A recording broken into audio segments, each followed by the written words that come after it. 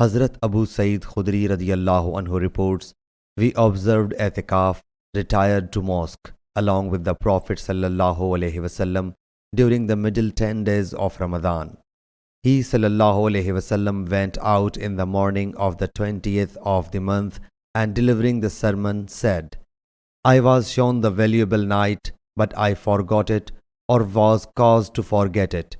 So seek it on the odd nights during the last 10 days of Ramadan.